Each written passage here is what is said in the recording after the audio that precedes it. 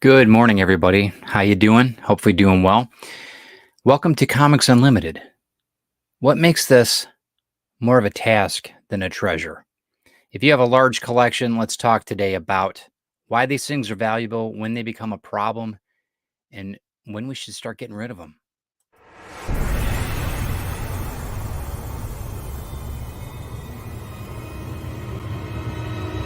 Welcome to the Comics Unlimited podcast with your hosts, Glenn B. Fleming and Ted Davis.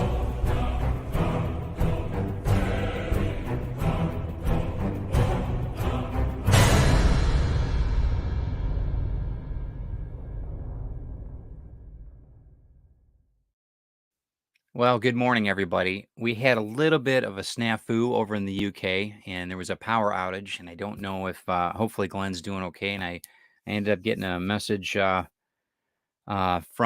his wife this morning, and said that they don't have any power. So apparently they should be up and running here soon. But maybe he'll be in. If not, we're going to do this solo. But hopefully, you guys will still enjoy the show. Welcome to Comics Unlimited. My name's Ted Davies. If it's your first time here, we talk about our publication. First off and foremost, Comics Unlimited. And I don't know if you can see that.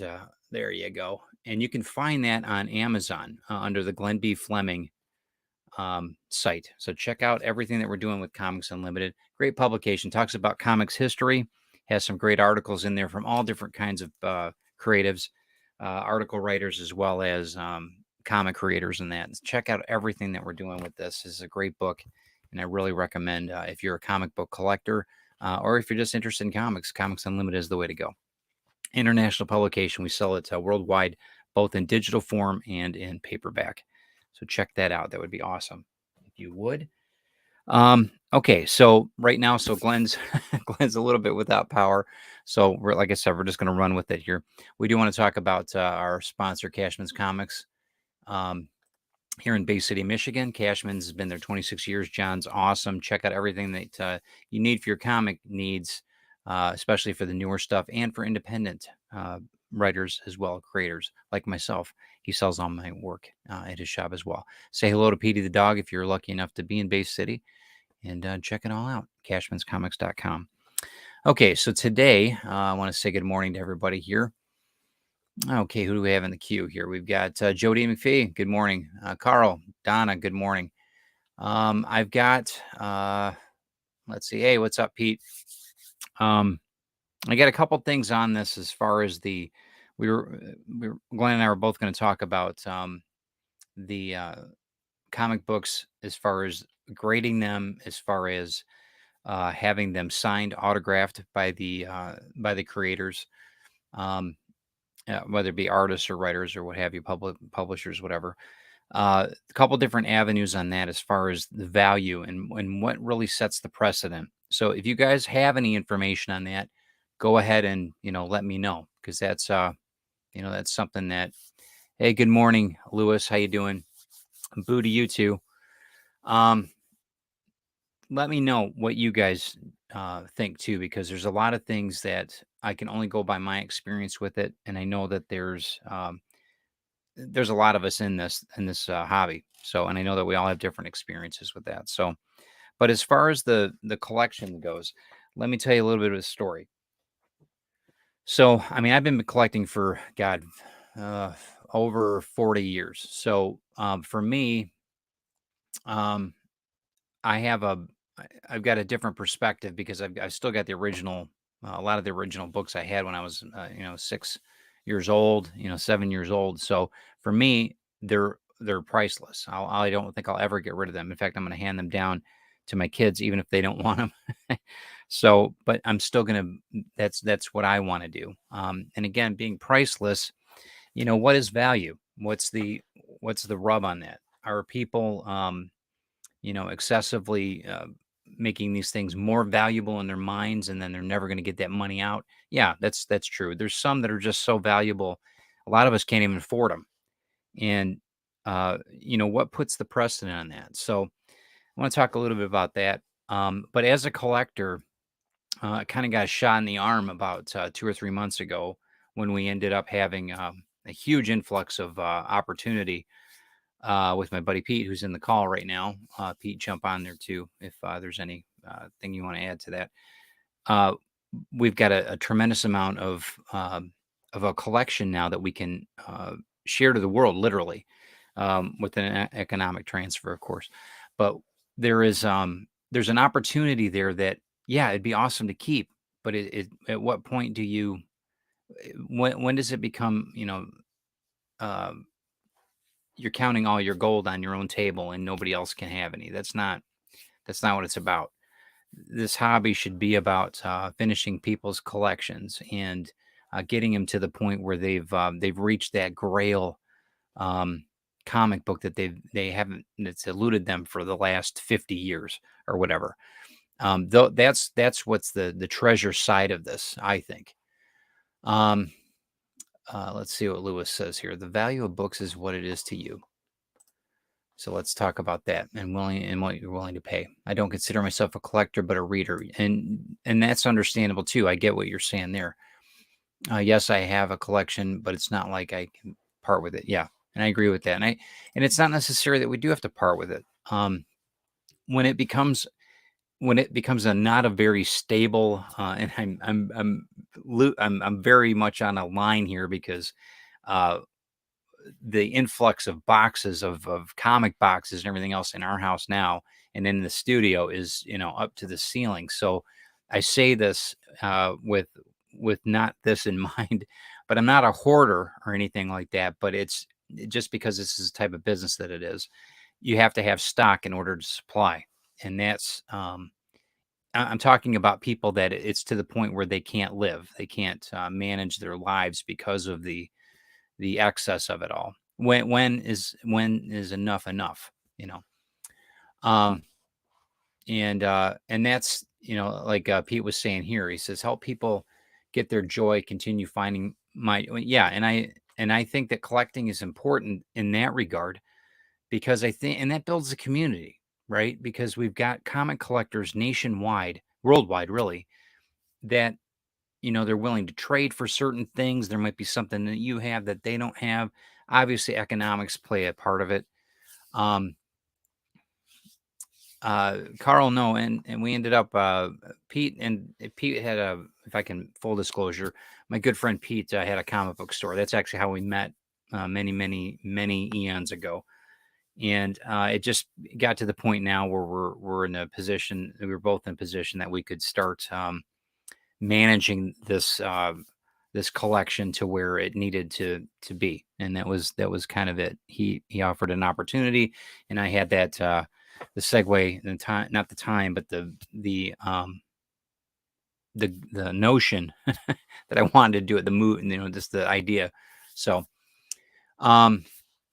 so let me ask. Okay, so Jody asks, could you clarify the difference between collecting for your own personal reasons as opposed to those who called from an investment as flipping for profit? Yeah, good point.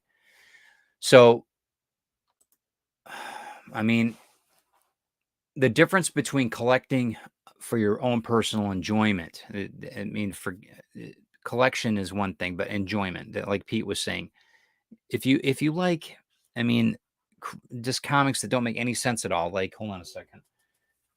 I mean, this one makes sense, but if you want a comic that it's mystery and it's from this era and it's by this artist or whatever, and it's all banged up and whatever else, and it's all chipped up and it's very low grade, it's not worth any more than say $1 in the dollar bin, then fantastic. That's what a personal collection's all about. It inspires you. It gets you to the point where you are you're not speculating, and speculating can be very dangerous, as Joe's very much an advocate of that, because it's speculation can be very, very not just it can be nerve-wracking. It can be really nerve-wracking. Speculation, to give you an idea, things like this, things like Werewolf by Night, on a value scale, they're very valuable. But why? What causes them to be such on a speculated, 20 years ago, it was valuable, but it wasn't as valuable as when they're going to offer you a show now on Disney And it's, all these things that are happening. The speculation was, oh man, I got to grab that because it's going to be worth more. Yeah, it is. It's very valuable. But in the big scheme of things, a lot of people just buy to flip them. One of the things that I do in this, what Pete and I decided to do is we're stewards of this, if you want to call it a collection. We're stewards in a lot of things. That's why I've contacted certain people, like Jody, for example, on some of the Wonder Woman collection and that kind of thing, because I want them to have it. Because I know that he's gonna put it in a collection that he's probably most likely going to take care of and keep, and for the next generation, if you want to call it that, or the next people that want to um, have an opportunity to get those books. I think that with the difference between collecting on your own personal side has to be for the love of it, the love of the books, the love of the artwork, the love of the story, the memories that it brings back. If it's for older collecting, um, I think that there's a lot of things that we could do in in collecting that can be detrimental. I think that sometimes I think pull boxes are great at your local comic book store. I think it's vital that we all have a pull box that they every month or whatever you get the regular subscriptions that you normally would get in comics. If people don't know what a pull box is, it's every you have it set up with your local comic book store, and they pull these um, publications every time that they come in for you. Say Iron Man or Spider Man or whatever, they'll pull these for you every month, and it ends up that way. When you go in at one time, you can pick up all the books. You're guaranteed, hopefully, to have them. And I think it's vital when it comes to anything like that for local businesses. I think it's extremely important. What Joe's talking about, though, is for people that are just flipping. Um, people go to all different kinds of things, garage sales, flea markets, whatever, and they're just buying low and selling high. They're trying to flip these things. They're not even reading the books. They're not opening them. Some of the books we've got, I don't want to open. I don't want to affect. I don't want to because I'm not that interested in the storyline. I love the artwork, and I really don't want to. And I think that just out of respect for the age of the books and everything else, I think it's really important that we don't um, damage them. Like I said, I'm in a position now where I'm kind of a steward of these things to get them to the next port. To get them to the next person that's going to be able to enjoy them. Now, whether they're going to flip them or not, well, that's up to them. Once they own them, that's their thing. Um, my concern right now is that making sure that, and I think this is the rub. What do you grade? What do you keep what they call raw? And what do you just get sell, just move? I mean, what are the ratings? How bad is it? Some of them, we got a couple that are just the covers are falling off and everything else. Do you get them restored? Maybe. I mean, there's all different ways you can do this. So, and that's the task. That's the do you get them graded? Okay, well, that's a big investment. You have to get them pressed. You have to get them cleaned. You've got a bunch of money outlying first, and hopes that eventually it'll pay you back. So in the business side of that, that's what I don't. That's not enjoyable, right? And I think that when you look at it from a personal collection, I'd love to keep some of these. Yeah, absolutely. But do I really need it? Do I really think that it's going to make my collection any better? And is it the fact that it's valuable to somebody else in your mind? Oh, look what I got. You know what I mean? And I don't want that. I don't like that um, mindset. And we all get wrapped up in it. I don't care who we are. Even if with the best intention, I still get wrapped up. Hey, check this out.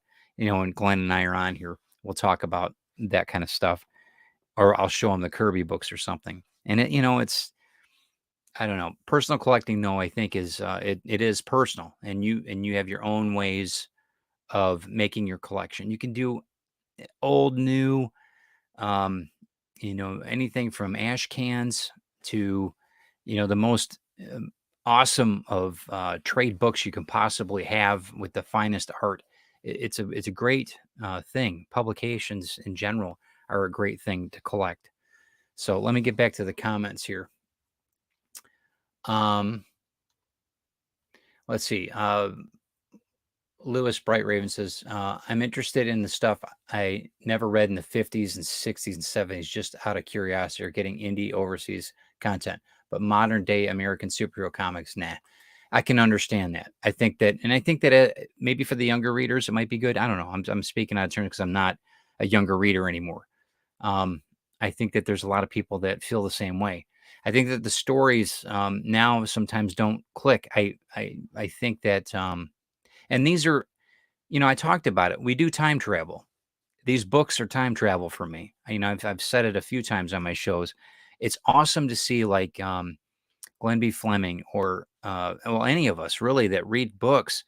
It takes us right back to when we're 8, 9, 10 years old when we first start reading these books. I mean, at least for me, and I think that that is an awesome thing. It's a great thing to watch because it's really you get to the point where it's almost I look for that. I look for that in people. If they don't have that, I don't know if those are my people or not. You know. Um, Carl says we've done the same thing with books. They mean something to us, but you could not sell them for any big money. We bought from estate sales or auctions and then given extras away. Yeah, and I think that that's part of it too. Again, it's a balance. Is it a business or is it a hobby? Is it a collection? So, and a lot of the ones now, I'm recently going through a lot of I'm liquidating a lot of stuff just because I don't have the room, and whether it be my artwork or whether it be my antiquated books or whatever, I'm starting to get things listed. As you guys know, I'm doing a Christmas and July sale right now for my artwork just because I don't have the room and I can't take them. I can't keep taking them to shows and that it's just too daunting. And I'd rather cut the deals in July mid-year and have a pretty good just an area that where I can do more work because right now it's becoming they're piling up. So, and a lot of that I think right now the time frame with everything, I think that we need to adjust our pricing somewhat because of gas prices and because inflation, everything else that happens. It just I think that's just being courteous. And the market doesn't lie, right? If we go back to comics again, fair market value is a very important thing to know. Fair market value can be found online. We use Comics Price Guide for our pricing and everything else.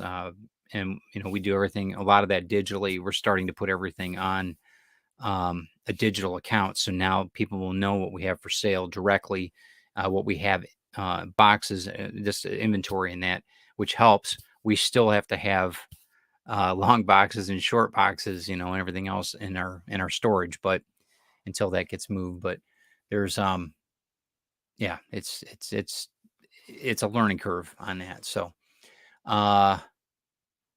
let's see what I've got here. Considering I have a good majority of volume 1 and volume 2, 3, New 52 and the Rebirth series of Wonder Woman, I highly doubt I will flip them unless I am that financially strapped. Yeah, and I understand that. And you don't they're there, and that's one thing too. I tell people, I told my son and my daughter this both, you know, um, comics is a great investment. It's not necessarily the best investment, and I'm not telling you to do it, but look at the numbers, guys. Look at the numbers on a lot of the older stuff. Uh, it's quite amazing. It's absolutely amazing what the investment is, and I would challenge it to look at the market and then look at the comics. There's a lot of retirement money in this business, so I would definitely think twice when you're looking at books.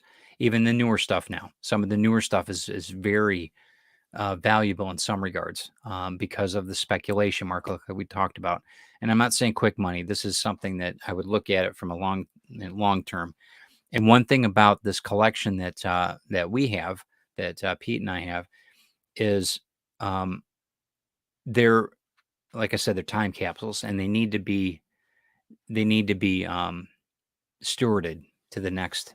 And it's a hard thing because some of them are like, oh man, I remember this book. Oh, I remember this when I was a kid.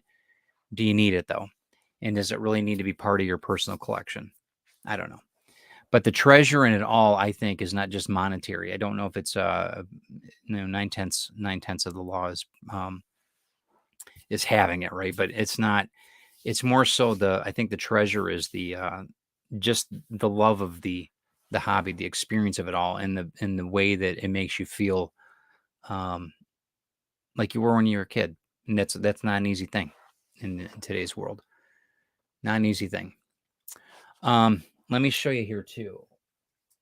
One of the things that always interested me is that why get them signed?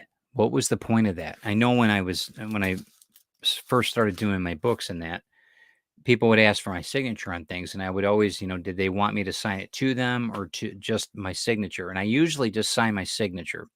And I do that a couple different ways. If I'm giving it as a gift to somebody, um, say a family member or whatever, if I sign it, I'll usually sign it to them because it's a gift to them. If somebody buys this book and that it's their purchase, I usually sign it because you never know that they might have to sell it someday. And I'm hoping, which I'm sure it is already is valuable, but I'm hoping that in the future it'll be even more valuable. So I sign it so that epically, hopefully epically, they can sell it later. Not to flip it now, but to maybe if they're in a pinch, they could sell it. And again, that's just a service to the client.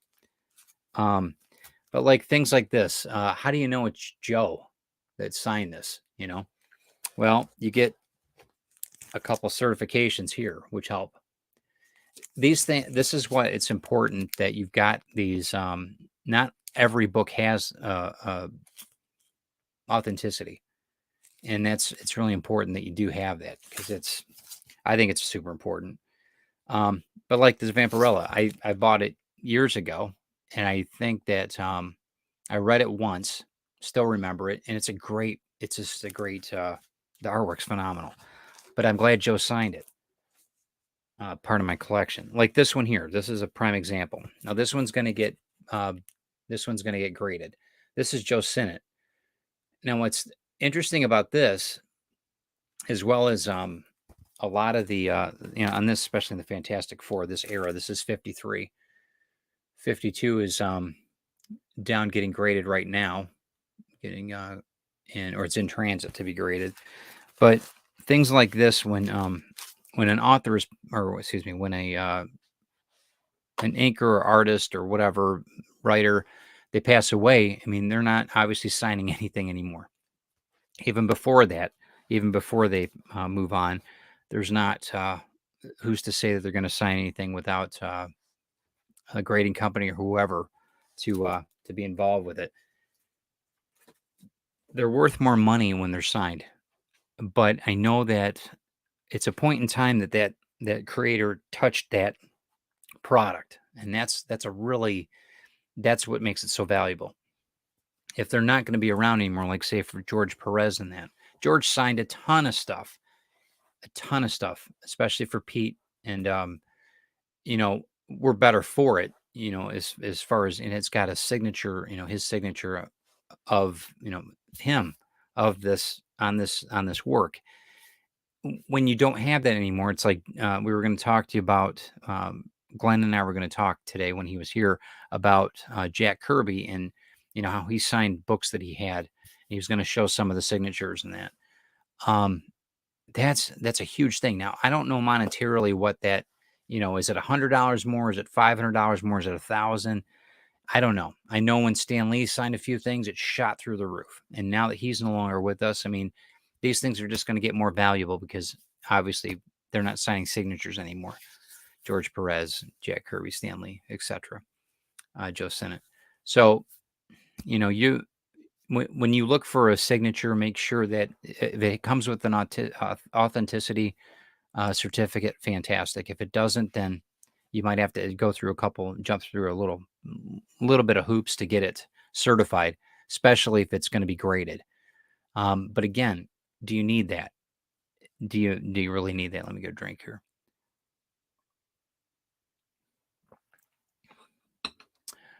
Lewis says I keep everything bag and boarded, but I'm not into the grading nonsense. I agree, because grading. Listen, one of the reasons that I think that grading's important is it's not about it's subjective, right? It's completely subjective. Um, if you guys want to go back and look at one of the things that we talked about with our grading situation a couple weeks ago with Werewolf by Night, you can go back into the catalog and look through that and see what we went through with that and how we're changing up a lot of the grading that we're doing with a different company. I think grading is important because it establishes, it actually it encapsulates that book. So, and I mean that from a standpoint of stewardship again. I'm not saying it from a monetary, that's one thing, that's part of the business, but just from an ethical standpoint, it's stopping the time for these books unless they're reopened again. It's a very important thing because it's archival and for the next generations, and that's what's important to me, that they're in a sealed, completely sealed, whether it's whatever company you choose. I would suggest EGS, but this one is CGC. But as far as this goes, I mean, completely sealed. It's bagged inside here, sealed completely. So, yeah, I mean, I get this the statement as far as the grading nonsense. I understand that because it is subjective, but from a standpoint of archival, and if you can't do that, then like you said, bag and board it, get it in the proper bags, the archival bags, if it's a valuable piece. But I think it's important that you look at it, at least from my standpoint. I know Pete feels this way too. We need to do that for stewardship. Not every book is going to be graded. Not every book's going to be encapsulated that way, but the special ones, the Fantastic Four 52 that we got, the first Black Panther, and that was very important that we get that one done.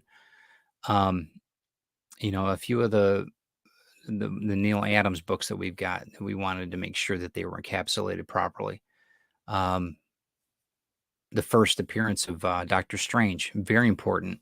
These were all something that we wanted to make sure that they're there for the long haul, and they're there for the people to appreciate them. Because you can read everything digitally now, really, when it comes down to it, but it's not the same. I think it's not the same reading it digitally, but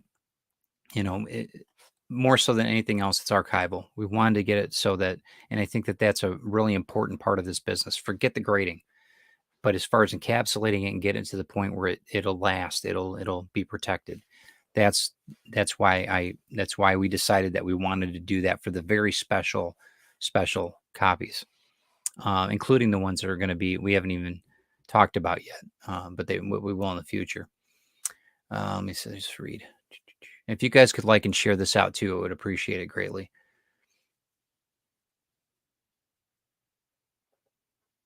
Okay, Lewis says, and of course, because that's automatically meaning you're at best a mid-grade because it's not a stupid case and graded at some point. I know my collection isn't worth, yeah. Well, and again, I know a lot of guys, and this is great. Pete will agree with this. I know a lot of people that will buy just the raw comics, and I think that that's a really good part of this because they can still read the product. Some of them get 2 copies, some of them just get the rough copy and then a separate one that they'll keep stored away. But some of them actually read the reader copies. I look for a lot of reader copies because I can obviously read them and I don't have to worry about the damages or anything. Really important thing. I think that you're obligated as a collector, you should be anyway, to read them, and if it, like I said, you've got to go with your gut on that. Is it for your personal collection or not? Do you think you need it? It's up to you. Okay, so Jody says grading costs money and ups in value depending on the grading services. However, I look at the collecting as a form of preservation. It's funny how many stories are lost because they weren't preserved. Yeah, and I agree. And I know Pete does too. I know Pete's in and out of the conversation here, but absolutely. I sold enough of my early collection to pay off my parents' medical expenses and my collection loans off. Yeah, and see, that's what I mean. the turn, you understand, Lewis, the turn of investment on these. I mean, you can go on YouTube. I'm not into that type of YouTube channel production. I don't tell you about the pricing on this and this is where it's going up. I don't need to do that. You've got so many other ones and they do it very well, week to week to week, of what's hot, what's not, what went up in the market, what went down the market. Bottom line is you got to find somebody to buy your stuff too. So all this value, all this stuff being said and all these things, how much they're worth, if you can't find anybody to buy it, it's not worth anything. So keep that in mind too. So, but I think that it's a good point to have, is that people need to look at these. First off, are they enjoyable for you? Secondly, then if not, then maybe move them. All right. And Joe says the treasure is the sentimental value of it, like how my grandmother shared her love for Wonder Woman with me and my sister. It's about the stories you can tell about the count. Yes, I agree 100%. And that's being an artist, appreciating like Mike Mignola, Bill Sienkiewicz, Jack Kirby, appreciating the art form. And then, my son made a statement I told you about a couple of weeks ago. He says, these books really aren't valuable to me because they're of your generation, Dad. And I understand. And he's right. Absolutely right. But he knows the artwork. He knows Jack Kirby. He knows Mike Mignola big time. He's learning about Bill Sienkiewicz, but he might not know the stories, but and that's to my fault because I should have, and my daughter too, for that matter. But they do know comics and they do know art. Years ago, I bought the series by Jeff Bone, and one of the best independent comics I think ever. A great story of how it was done and everything else. And I bought her the whole run of it. And, Jeff Smith's work, she could tell you, my daughter could tell you, anywhere in the world, that's, Jeff Smith did that or whatever.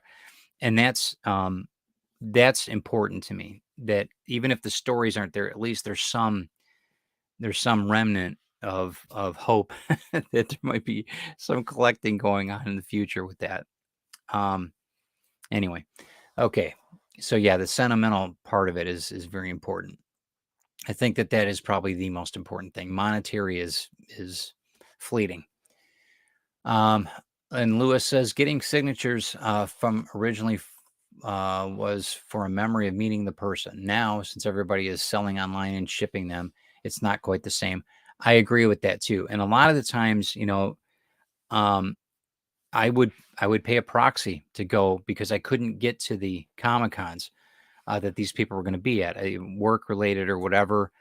And I would pay a person to go because that's a service that they offered. And it was great. We didn't have to worry about it. It was very, very convenient. And that person would stand in line and, they would do the thing. But again, they did their personal collection too. They had stuff signed. So, it's all relative, I guess. But let's see. I'm just reading here. Just bear with me for a minute.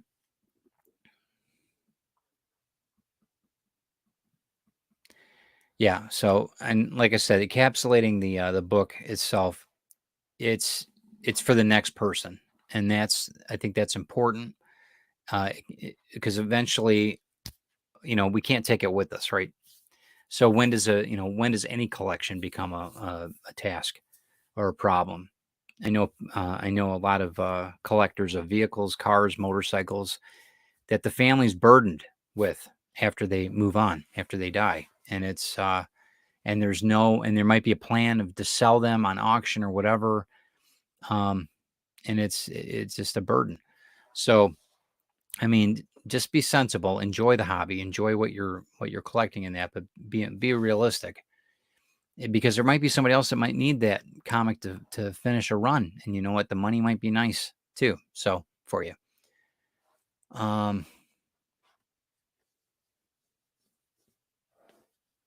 Let's see. Hold on. Lewis says, yes, but see, I did that before the grading nonsense. If I did that today, I wouldn't have made a tenth of the value. I see. And that's okay. So Pete, right there. passing on a legacy. That's exactly where I'm going with that, because I think that that's when we decided to do this, that was our first thing, and it wasn't about the task of getting them graded. It wasn't about not the burden of it, but just it was about continuing the storytelling, making sure that these comics don't go to waste. I mean, they don't just fall into literally into a trash bin, and that's the end of them, because people don't know what they are. And I think that's us being stewards of all of this, and business owners and everything else. We have a responsibility for the next, and I don't want to call it generation, but the next group that wants to read this, is take this in to be part of this whole collective that we call collecting.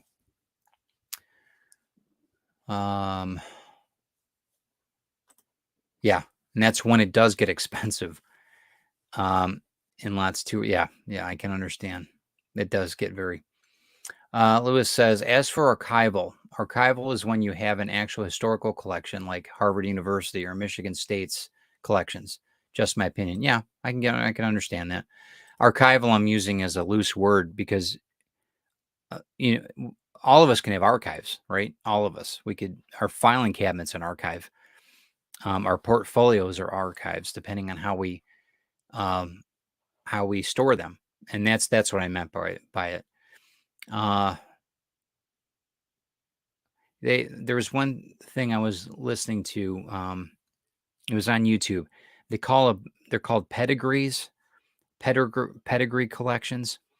And there was one guy, I don't know where it was. I think it was like in New York or something. He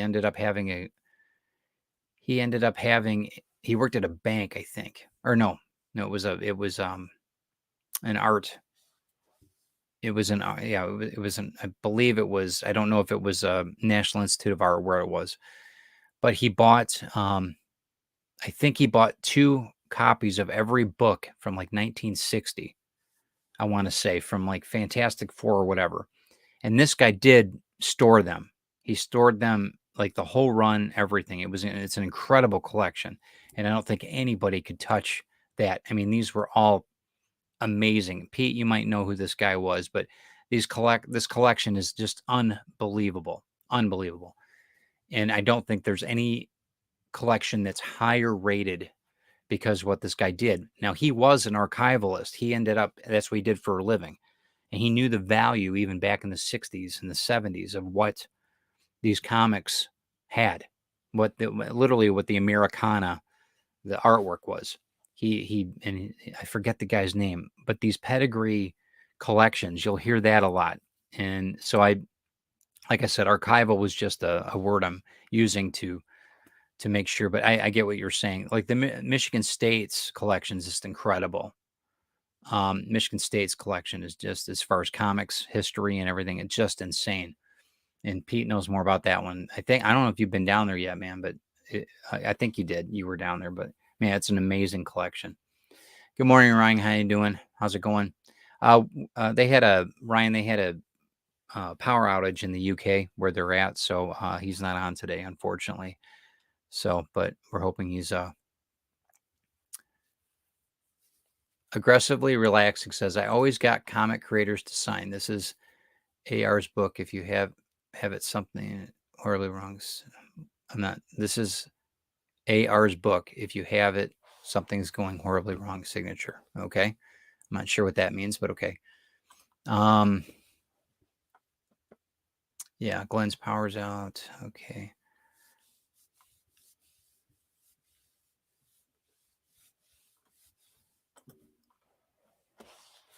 A CB collection is good to have in case you want to read them again.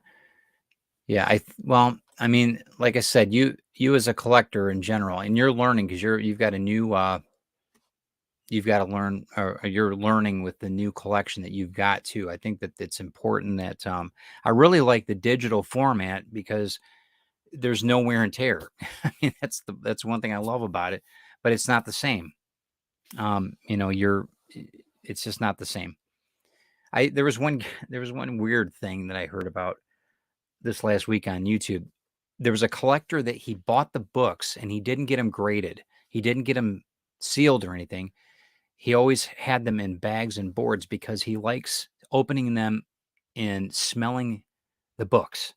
Like the actual, he would open them up and read the books and smell the paper from, I don't know, that was really, I understand what he's saying, but it's a little weird. It's a little odd. Let's see what Pete says here. A well cared for and well curated collection should never be a burden, but a legacy. Yeah, I agree with that. I agree with that. And like I said, this as long as people aren't falling over it or it's becoming a detriment. And and I hear this a lot too. Don't invest in something that you need to eat. The kids need to eat. You need to be able to put gas in your car. Don't buy something that's going to put you in a detrimental situation. Let's see. What's up, Pops? He says that there's 2 local friends with over 70K comic book. Well, yeah, I believe it. There's a lot of a lot of people have been collecting over the years, man. Gosh, that's crazy. 70K, and is that 70,000 comics? Is that what I'm hearing? Not money wise. That's 70,000 comics, actually paper comics. Wow. All right, let's see what Lewis says here. Ironically, some of my pre-professional comic work is going to Harvard in a few weeks. Awesome. A fellow member of one of the APAs I was with sending a collection of Harvard. That's awesome, man. That's really, really good. That's awesome. Well, I hope you get some kudos off of that. Hopefully they should you should use that, put that on your artist resume for sure. Carl says we need to visit Watterson's hometown. The library has many unpublished Calvin and Ooh, very cool. Yeah, there's some of my favorite. I love Calvin and Hobbes.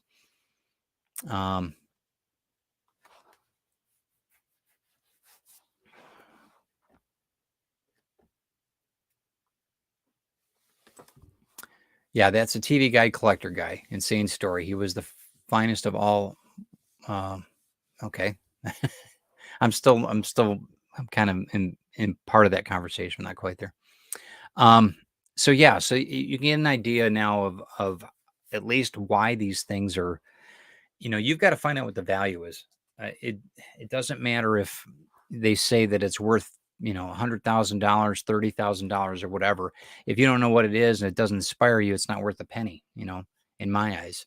I think that there is some legitimacy in the speculation market only from a standpoint of you need to look at it from a standpoint of investment.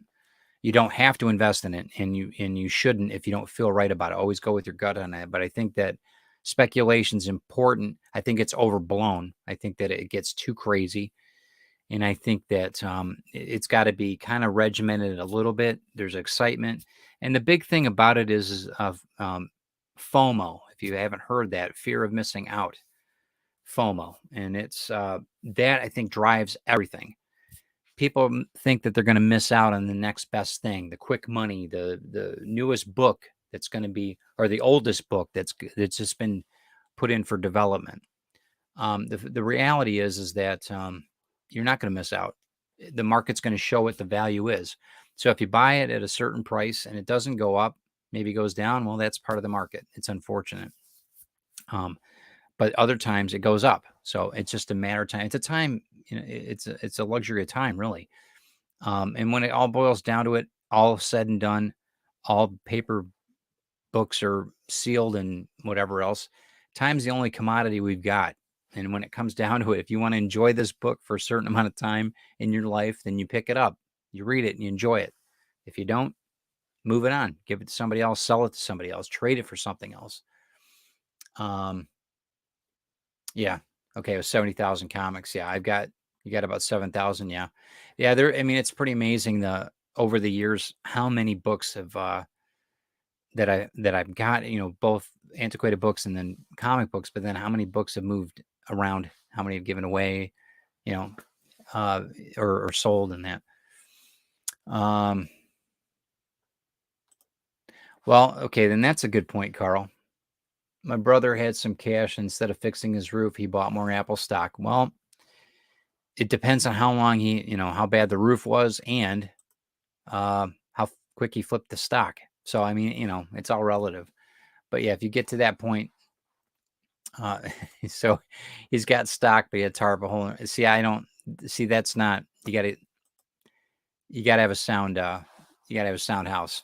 So I don't know if I would have done that, but to each their own. I'm not one to judge on that. So I'm sure he had his reasons. Lewis says, I think that FOMO drives everything in comics now. It makes me want to bat slap them. And I think that, the lack of something is a real problem in today's world. Whether it's, and I'll make a statement on this, the fear of it is a problem. And I think you're right. I think FOMO does play a huge part in the market, not just in comics, but in everything. Gas prices right now. I mean, all these things. I mean, it goes on and on. Fear of not having something is going to spike the costs up and cause a frenzy. You guys remember Cabbage Patch Kids and that whole mess back in when I was little. I know people, but parents. I mean, I remember seeing the TV with all these crazy parents. It's like the Hello Elmo doll or whatever it was. Um, it was nuts. It was absolutely crazy. And, that's fear of missing out, and I don't think that we're any better today. But I think that there's a lot of people that have, I think that there's a few of us that, we want certain things. Yeah. Okay. We'll go do that. We'll buy that maybe, or we'll invest in that comic book. But when it really boils down to it, look at what you're collecting and look at it from a standpoint of, am I doing this for enjoyment or am I doing this for economics or both, or not?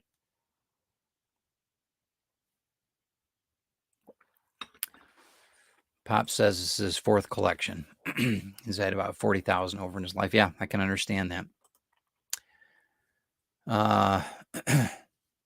Let's see, Carl. We have a bunch of friends' Beanie Babies that she left in her garage, probably spent hundreds. We had to trash them after all the mice got to. Yeah, what a shame. What a shame. They're yeah, there's so many things to collect, right? And I think that Comics Unlimited, what we're trying to do with this whole podcast and with the publication is to show interest in the books, show the world behind all of it, show the history of it, because the biggest thing about in this this is number 9, but in this series we're going to talk about in the book itself, in the next books to come, we're going to be talking about the stories and where they went and how they, I've got a couple different avenues of how we want to show how the stories got to Hollywood possibly, and how they matured or how they fell off the development train. But with Comics Unlimited, the magazine, we're trying to get it so that it's kind of spawning a little bit more of an interest, but a different angle of it all. I think with the problem, a lot of the times when I was younger, comic book, not when I was older, but like a younger kid, comic book stores were kind of they were kind of elitist in a way. They were kind of jerks to the younger kids. They didn't want, they wanted your money, but they didn't want you hanging around or anything like that. And that was one thing about Pete's store. He didn't have that. It was very much a family oriented community setup, and that's why I felt good about bringing my kids there. And that's, I think that knowing about comics this way through Comics Unlimited is important, because you get to read the articles, you get to see, oh, this is the artist, this is why, this is where they came from, this is this is why they draw this way, this is who taught them. It's really important. And and again, it's back to stewardship, like we were saying. That's why Comics Unlimited, that's why I got into this with Glenn, because I think that that's a huge part. And I think that this show, emulates that. We want to get it to the point where people are really seeing comics that might not have been involved in comics, but maybe can understand a little bit about how this evolved into what it is today. And maybe for the better, maybe not, Um, yeah, that was it. Tickle Me Elmo, not Hello Elmo. What am I talking about? FOMO, Cabbage Patch Dolls, Beanie Babies, Tickle Me Elmo. Everyone wanted the first release. Yep, and it was insane. It was insane. Hey, Eric, how you doing, man?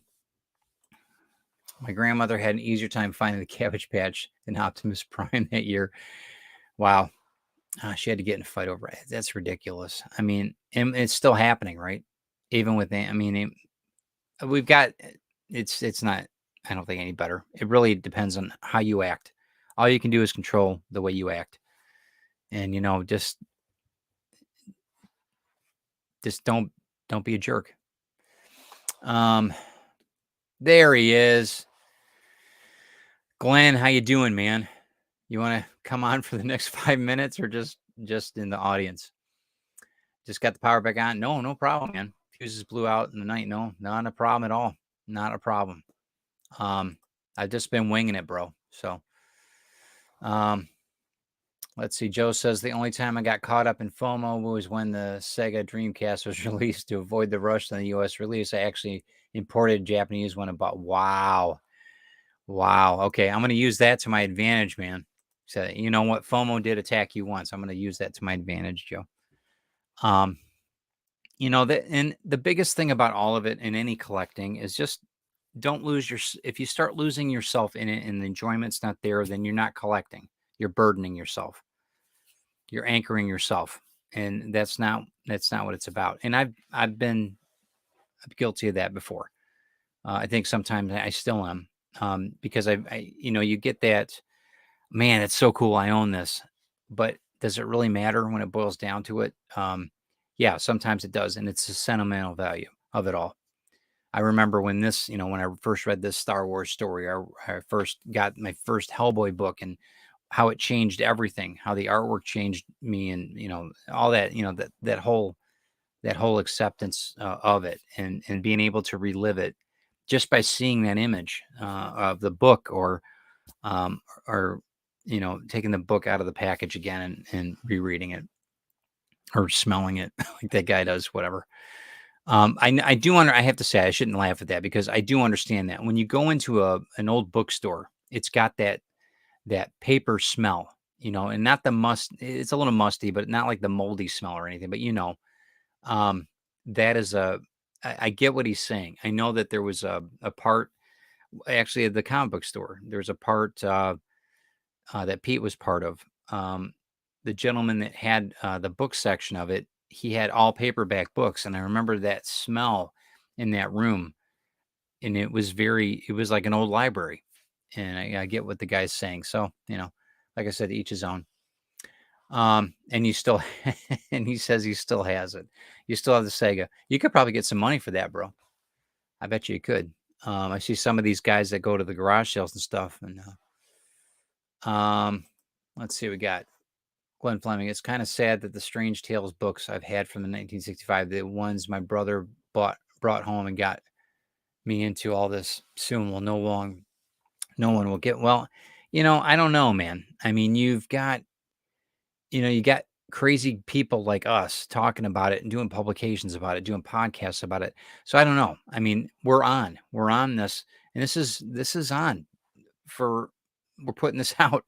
It's going to be on the air for as long as it's going to be. So I think you might be surprised because nostalgia is a funny thing. There's cars in the 1950s, there's cars in the 1940s, 30s that I love. And I was born in 71. And there's stories that I love. There's books that I love that are hundreds of years old. Don't just write that off because I think that what we're doing, what Pete and I are doing, what Glenn and I are doing on businesses, I think that it's a very important thing that stewardship is really part of this collective. Stewardship is very important. It's for the next generations or whatever you want to call it, the next people that are going to own these things, the next the next the next watchers, the next group of people. And I think that we as a collective, as a group, really have to kind of mandate that as kind of We need to usher in. I'm not saying force people to read them or whatever, but say, you know what? Hey, check this out. This is how it all began. This is where it started. This is what was really cool in the 60s. This was really cool in the 70s. And you might be surprised because they do come back. I don't know if you ever saw the movie Gattaca. Gattaca had a lot of nuances and a lot of architecture and it was actually Frank Lloyd Wright building that they used, but there's even the vehicle that he was driving. So there's all kinds of things that would go back for design styles and everything else, and you'll see it return. So I don't think that it's going to be forgotten, Glenn. I really don't. And I think now I'm challenged that it won't. I'm going to put the challenge out to everybody else too. So because I don't think that we're going to be losing it like that in the too near future. Let's see.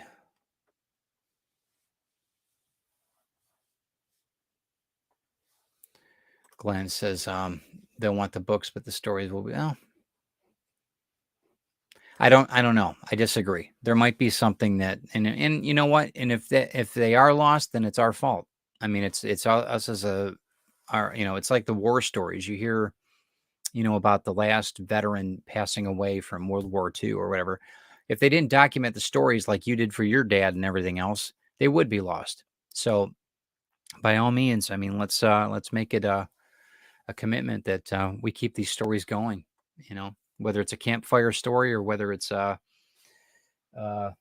mystery story or something of that sort, or whatever, or a Fantastic Four story, and talk about who John Sennett was, with these signatures and everything else. Who's this guy?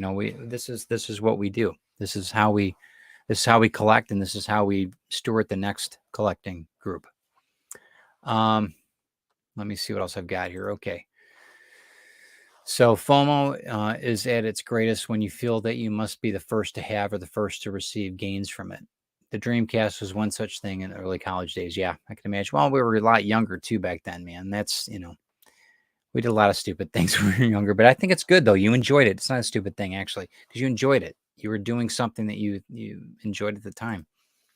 I think that's possible, but I also think you have to let people who don't know what exists even current. This is here so that they like Perch and Wes and like that. No. Okay. Got it. Let's see. There's no comics for kids save manga today. Do you think there's no comics for kids? I mean, there's some. I mean, I have to say I do enjoy the comics that are cartoony for adults. I think it's great. Some of the satire is hysterical. Some of the stuff now. I did this in Crikey. Crikey was a magazine that Glenn put out for quite a while. Very, very well received, very successful in the UK. I had an article about people's memories for the first comics. We should start that again. Okay, done. I think that's a great idea. I think that people, in general, I think that we enjoy collecting. I think that I'm looking forward to making sure that Pete and I get a lot of these books out to the people that want to purchase them, because I think it's important that we continue it on. They're no good in the long boxes if you can't see them and you can't read them. As far as I'm concerned, a long box can be for comics can be a casket, and they're lost, they're buried. And I think that if they're not used, not necessarily used, but enjoyed, however, if it's up on a shelf or in a plastic case, like we said, grading, whatever else, the memory is still there. And I think that, like you said, we're stewards of it all. And whether it's in a publication like this, Comics Unlimited, or if it's on a podcast like this, it's continuing. And it's because of people like you, and we appreciate it. And I know that you guys are tired of hearing my voice for the last hour. So I'm going to let you go. Glenn, I'm glad the power's back on, man. I'm sorry that you weren't on this show, and I'm sure everybody else is too. You bring a wealth of knowledge to the show, and I really appreciate you greatly. And I appreciate that everybody stopped in, that we did. We had a great interaction with everybody. Thank you for liking and sharing this out. If you guys don't know, Ted Davies Artistry is doing a Christmas in July sale right now. Check out everything on Facebook and Instagram. It'll give you the full listings of everything that's on sale. Everything. I mean, there's a lot of things down to half price right now, and I'm doing that because I don't have the room, and I'm going to be going to a few shows here, and I want to make sure that I've got other work. It's becoming a task in itself, since we're talking about tasks. What a first world problem to have, right? But I really have to move some of this stuff because it's I just don't have the room, and usually I'm a one-man team when I'm at some of these shows. Christine's busy with her business too, and it's hard carrying all the stuff with me. So I want to make sure I can get some good art to you guys at a affordable rate, especially in July.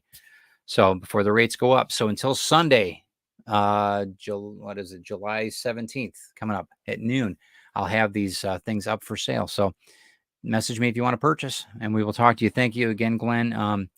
We will be talking to you soon, my friend. I know that I'm going to be we're taping a few things for Feed the Beast here soon with John Celestri coming up, and I've got a few other things happening with From the Trenches of Hollywood. Drinking with the Davies will be back next week, Friday. Not this week, but the following week. We got a few things going on. A lot of showers, a lot of things happening with weddings and stuff like that. So we've been kind of having to move things around. But I appreciate you guys stopping in, and we look forward to seeing you next week. So try to enjoy this beautiful day. Do something good for somebody, guys. No envy, no fear. We'll talk to you soon.